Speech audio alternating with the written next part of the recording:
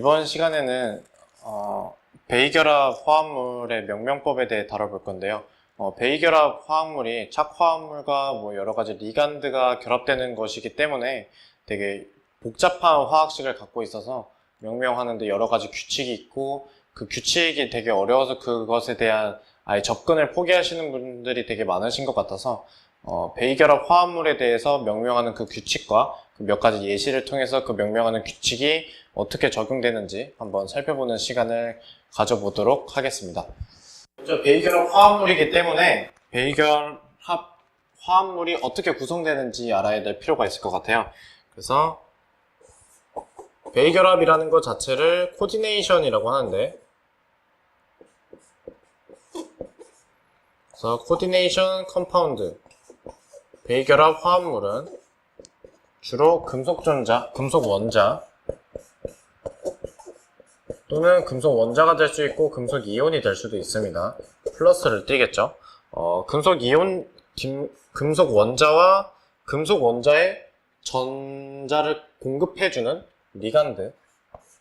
그래서 배이결합의 핵심은 금속 원자, 금속 이온도 아니라 바로 리간드라는 것에 있는데, 리간드의 성질이 중요한 이유는 금속 원자에 대해서, 즉 금속 원자의 기능은 루이스 애시드, 즉 전자를 받는 역할을 하고, 리간드라는 게 바로 루이스 베이스, 전자를 주는, 즉 전자가 바로 여기서 이렇게 이동하는 3연기의 형태로 이루어져 있는 컴파운드고, 그게 바로 배이결합의 형태로서 리간드가 금속 원자에 전자를 공급하는 그런 형태를 띠고 있는 것이 바로 배이결합이고, 그것을 통해 만들어진 화합물이 배이결합 화합물이다. 그래서 배이결합 화합물이 이루어져 있는 이유가 리간드와 금속 원자가 합쳐지고 여러 가지 착화합물이 발생하면서 되게 여러 가지 괄호도 많이 등장하고 대괄호도 등장하고, 그렇기 때문에 여러 가지 명명법이 되게 조금 복잡하게 구성이 되어 있는데요.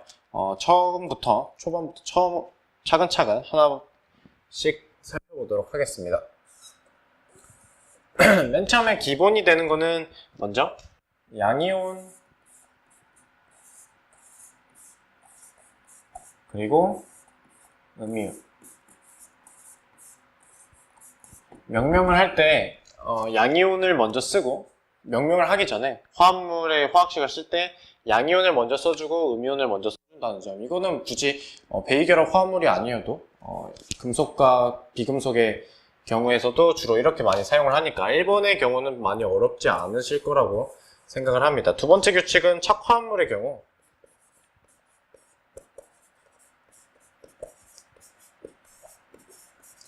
착화합물은 대괄호 안에, 그리고 리간드는 금속 뒤에 위치하도록 쓰는 것이 원칙입니다. 착화합물 같은 경우에는 이따 예시에도 한번 보실 텐데요. 착화합물 같은 경우는 매우 쉽게 길어지기 때문에 여러 가지 괄호가 많이 등장하는데, 그런 경우를 통째로 대괄호 안에 집어넣고, 그 다음에 그 다음에 나오는 리간드는 그 착화합물 뒤에 써주는 경우가 대부분인데, 리간드는 금속 뒤에 위치시키는 것을 원칙으로 합니다. 세 번째는 같은 종류의 리간드가 등장하거나 똑같은 숫자의 리간드가 등장했을 때, 주로 저희가 두 개가 등장하는 경우는 다이를 많이 쓰고, 세 개가 등장하는 경우는 트리, 네 개는 테트라, 다섯 개 펜타, 여섯 개 헥사 라고 등장을 하는데, 아까 2번에서 말씀드렸다시피 착화합물의 경우는 여러 가지 달라붙는 경우가 많아서 가로가 많이 등장합니다. 따라서 리간드의 개수와 착화합물에 붙는 여러 가지 부속물의 개수가 똑같은 경우에는 둘 다 다이를, 만약에 두 개 붙었을 경우에는 둘 다 다이를 쓰면 헷갈릴 소지가 있기 때문에, 만약에 같은 수의 착화물과 같은 수의 리간드가 등장했을 경우, 그런 경우에는 둘 다 똑같이 다이를 써주는 게 아니라 맨 처음에 등장하는 다이, 즉 이따도 언급하겠지만 알파벳 순서로 배열을 하는데, 그 맨 첫 번째 경우는 다이를 써주고 두 번째 경우를 비스, 세 번째 경우를 트리스, 네 번째 경우를 테트라키스. 그리고 네 번째 이후로부터는 무조건 저희가 알고 있는 거기에 키스를 붙여주면 그 명명법이 됩니다. 헥사, 키스. 주로 6개까지 다뤘는데 주로 6개부터는 규칙이 동일하기 때문에 4가지부터 규칙이 동일하기 때문에 추가로 기입하진 않고 중요한 것은 3번이 적용되는 경우가 여러 가지가 많이 붙은 경우가 많기 때문에 리간드 수와 착화합물의 개수가 똑같은 경우, 그런 경우에서는 오해의 소지가 많기 때문에 다이와 비스, 두 개 등장했을 경우에는 다이와 비스, 3개일 경우 트리스, 테트라키스 이런 순으로 헷갈리지 않게 명명을 해주는 게 매우 중요합니다. 네 번째 규칙을 한번 살펴보도록 할게요. 네 번째 규칙을 할 때는 여러 개의 리간드가 등장을 할 때, 지금 리간드가 굳이 하나만 등장한다 뭐 이런 경우가 없기 때문에 3번의 규칙이 생겼겠죠.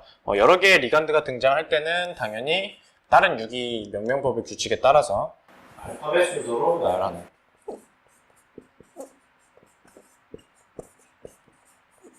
이 규칙은 어느 유기화학 명명법에도 등장하는 것이기 때문에 4번 또한 별로 어렵지 않게 받아들일 수 있을 것 같고요. 고려해야 될 점은 알파벳 순서로 고려하는 것 대신에 지금같이 접두사 같은 다이, 트리, 테트라 이런 거에서의 D, T, T 이런 거는 고려하지 않고 그 다음에 오는 그 명명법에 따라서 기준을 잡는 거기 때문에 접두사에 혼동을 하시면 안 된다는 주의점이 있고요. 그 다음 규칙을 살펴보면 음이온 리간드.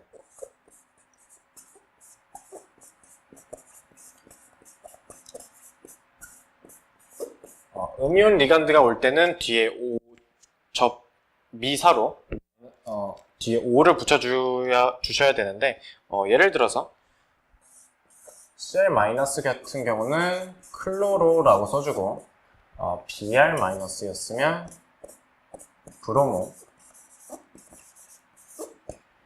또 한 가지 더 예를 들어서 SO4 2-면 설페이토.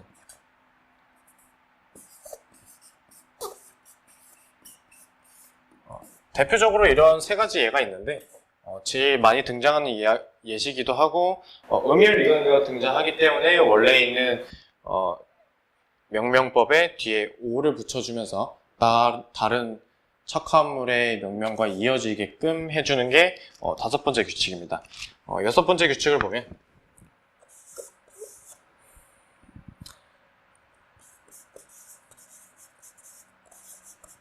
금속 옆에 로마자 표시. 이거는 굳이 이것 또한 베이 결합에 국한된 게 아니라 다른 유기 명명법에서 등장하는 건데, 예를 들어서 철이 있다 칠 때 2가 철이 있고 3가 철이 있죠. 2가 철이 있고 3가 철이 있는 이유는 철의 경우 어떤 2가를 띨 수도 있고 3가를 띨 수 있기 때문에 어떤 것이 착화합물이 되냐에 따라서 만약에 모든 원소의 플러스 마이너스를 다 고려해서 전체적인 분자가 중성을 띨 때 그 금속 원자에 대해서 그것이 몇 가를 띄는지 살펴본 다음에 그 옆에다가 금속 원자 옆에다가 로마자로 그것이 몇 가인지 표시를 해주는 게 나중에 다른 사람들이 아무런 정보 없이 그 화합물을 맞닥뜨렸을 때 이런 화합물이라고 생각을 할 수 있겠죠. 그래서 이거는 맨 마지막에 해주는 과정으로 필요한 과정이고, 만약에 이성질체가 되는 경우 하나의 이성질체이기 때문에 하나의 화합물이 아니라 두 가지 이상의 화합물을 비교를 할 때 화학식이 같은데 구조식이 다른 경우나 여러 가지 경우가 될 수 있겠죠. 이성질체 같은 경우. 그런 경우 예를 들어서 시스와 트랜스가 가장 대표적인데, 이성질체의 경우 어떤 것이다 라고 명명해주기 위해서는 시스 구조를 갖는 것인지 트랜스가 구조로 갖는 것인지 또는 팩 구조로 갖는 것인지 뭘 구조를 갖는 것인지 여러 가지 이성질체 구조가 많기 때문에 이성질체의 구조식을 먼저 안 다음에 아는 경우에 한해서 이렇게 명명을 해주는 게 다른 사람들이 나중에 보기에 편리하겠죠. 8번 규칙은 조금 특이한 경우인데, 브리칭,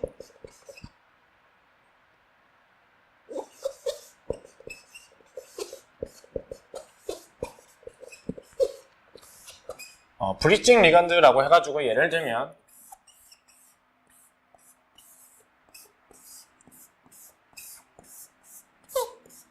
이런 경우는 두 개의 벤젠구리를 에테르라는 산소 원자가 이어주고 있는데, 이런 경우를 보통 지금 이 모양이 다리처럼 생겼다 해가지고 브릿지라고 생각을 하는데, 브릿지라고 얘기를 하는데, 이런 브릿징 리간드가 존재할 경우에서는 그 리간드 앞에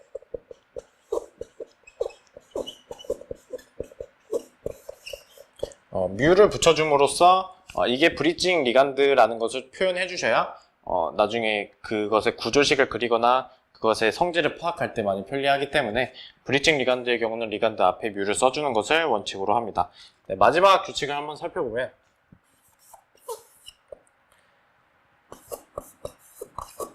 착화물 같은 경우에서 음이온 착화물일 경우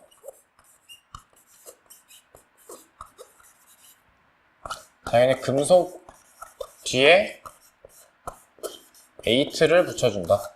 이거는 많은 식에서 이렇게 변형되는 거는 많이 느껴보셨을 거예요. 많은 유기화학을 조금 접해보셨던 분이시라면 예를 들어서 철의 경우 만약에 음이온 착화물의 경우에서 페레이트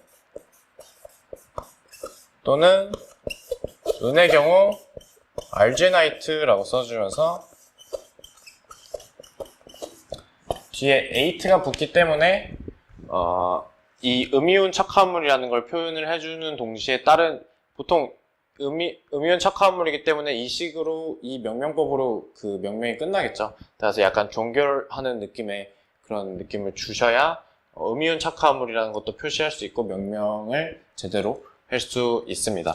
이렇게 조금 9가지로 조금 더 복잡한 규칙이 많은데요. 그래서 9가지 가장 보편적으로 대부분의 화합물을 구분할 수 있는 9가지 규칙을 말씀드렸는데, 여기서는 기본적인 유기화학을 공부하셨던 분들이라면 몇 가지 겹치는 것들이 많아서 실질적으로 한 5가지, 6가지 베이결합 화합물에 대해서 특별하게 적용되는 명명법에 대해서 소개를 해드렸습니다. 그래서 몇 가지 예를 가지고 이것의 명명의 조건들이 어떻게 적용되는지 한번 살펴보도록 하겠습니다. 첫 번째 예시로 한번 해볼게요. 우선 대가로가 등장했다는 것 자체가 첫 화합물이 등장한다는 거겠죠?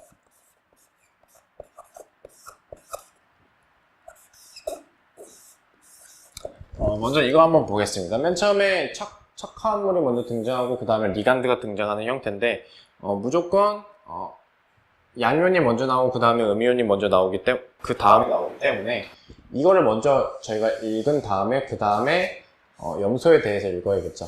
따라서 이걸 먼저 읽을 때는 그 금속에 붙어있는 것을 먼저 읽어야 되기 때문에 맨 처음에 두 개가 붙어있고 지금 리간드가 하나죠.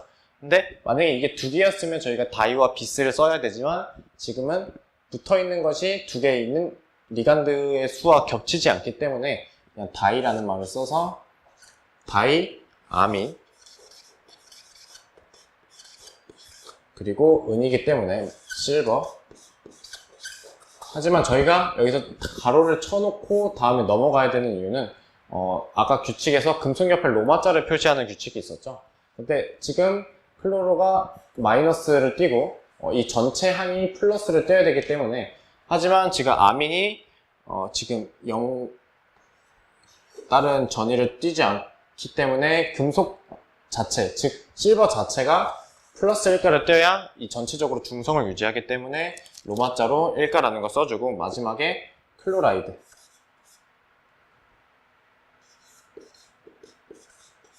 를 써줌으로써 리간드도 마지막에 써줘서 금속 베이결합 화합물에 대한 명명을 할 수 있었습니다. 몇 가지 예만 더 들어보면서 할게요. 이번엔 칼륨이 나오고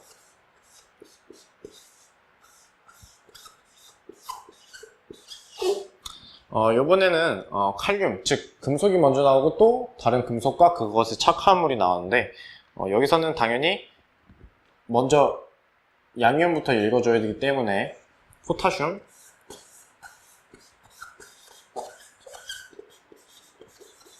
여기서는 이게 착화물에 속한 금속이 아니기 때문에 굳이 괄호에 어떠한 몇 간지 써주지 않아도 되는 겁니다. 이제 착화물인데 이 철에 대해서는 써줄 필요가 있겠죠. 근데 여기서 리간드와 그 착화물에 붙는 그것의 개수가 겹치지 않기 때문에 헥사,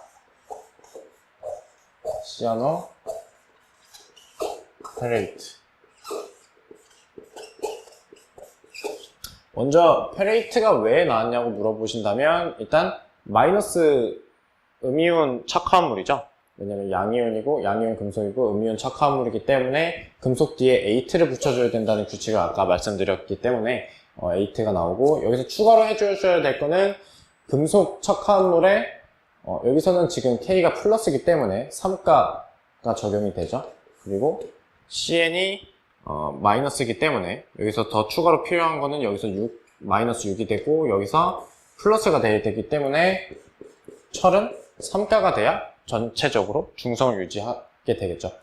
그래서 헥사라는 거는 쉽게 하실 수 있겠지만 주의해 주셔야 할 부분은 에이트를 붙인다는 점, 그리고 마지막에 추가로 금속 착화물, 음이온 착화물에 대해서 옆에 몇 간지 써주셔야 되는 거. 몇 가지 더 해보겠습니다.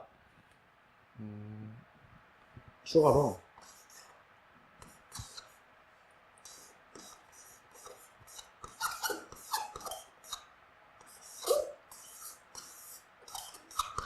지금 같은 경우에서는 리간드와 착화물이 또 등장을 하고, 여기서는 네 개가 존재하는 아민과, 그리고 여기서는 리간드의 개수가 겹치지 않기 때문에 이 경우 같이 테트라 아민,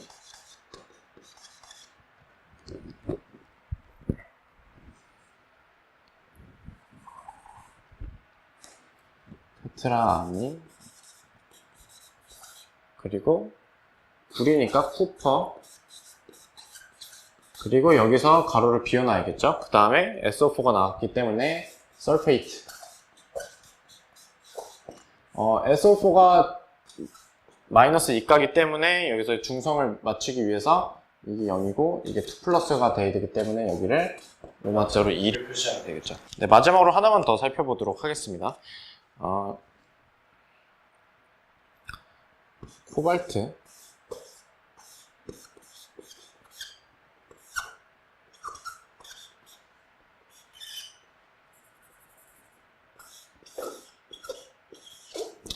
이거는 다른 경우랑 좀 다르게 다른 뭐 리간드가 붙어 있는 경우나 아니면 전체적으로 중성을 띠지 않는, 전체적으로 양성을 띠고 있는 어떤 착화물의 형태를 띠고 있는데요.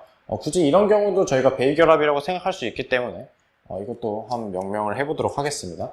여기는 암민이 4개 있고 그리고 염소가 2개 있기 때문에 이것의 순서를 조금 살펴볼 필요가 있어요. 근데 이거는 C로 시작하고 이건 A로 시작하기 때문에 알파벳 순서상을 고려했을 때, 즉 접두사를 고려하지 않은 알파벳 순서를 고려하기 때문에 이걸 먼저 써줘야 되는 게 맞겠죠. 따라서 저희가 어떻게 명명해야 되냐면 4개가 있으니까 테트라, 암민, 그리고 다이, 클로로, 코발트, 그리고 가로를 열어주고 전체적으로 플러스 1가를 띄고 있고 여기선 마이너스 1가 그리고 0이기 때문에 전체적으로는 3가를 띄어야 전체적으로 양성을 띌 수 있는 그런 구조가 되겠죠. 여기서 조금 의문을 가지시는 건 왜 이거 테트라 쓰고 여기는 비스를 써줘야 되는 거 아닌가 라고 생각하실 텐데, 그런 경우는 만약에 CL이 만약에 이 대가로 밖으로 나가서 리간드로 작용할 때 그렇게 써주시면 되겠죠. 지금 4가지 예로 한번 저희가 배웠던 9가지의 규칙을 가지고 베이결합 명명에 대해 한번 적용을 해보았고, 여러 가지 텍스트북이나 어떤 책을 참고하시면 여러 가지 예가 존재할 수 있기 때문에 예시를 풀어보시면서 9가지 규칙을 적용해 보시면 좋을 것 같습니다. 네, 이상으로 베이결합 명명에 대해 강의 마치도록 하겠습니다.